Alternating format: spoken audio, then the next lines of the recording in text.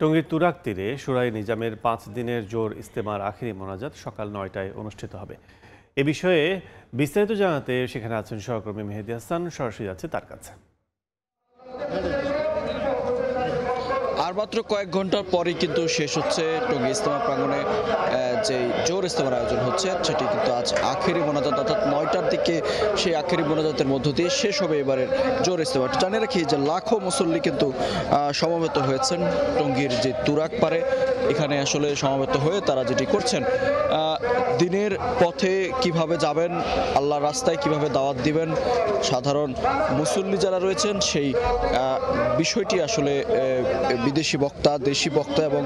অভিজ্ঞ যারা রয়েছেন তাদের কাছ থেকে শিখছেন। বিশেষ করে দিনের দাওয়াত যারা দীর্ঘদিন ধরে দিয়ে থাকেন,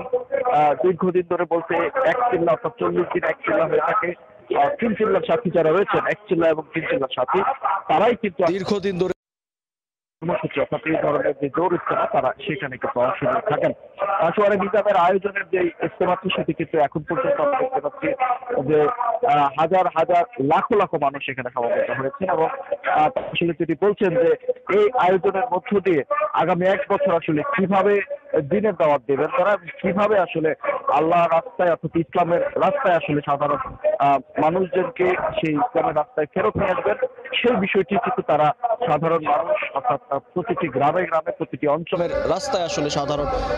মানুষজনকে সেই ইসলামের রাস্তায় ফেরত নিয়ে আসবেন, সেই বিষয়টি কিন্তু তারা সাধারণ মানুষ অর্থাৎ প্রতিটি গ্রামে গ্রামে যে পরিস্থিতি রয়েছে সেই পরিস্থিতিতে আসলে তারা কি ধরনের মেসেজ দিবেন, অর্থাৎ কি ধরনের মেসেজ দিলে আসলে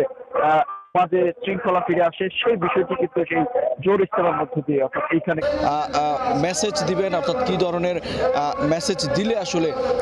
সমাজে শৃঙ্খলা ফিরে আসে, সেই বিষয়টি কিন্তু সেই জোর ইজতেমার মধ্য দিয়ে অর্থাৎ এইখানে কিন্তু নির্ধারিত হয়ে থাকে। আমরা তখন সরাসরি ছিলাম তুরাগ তীরে।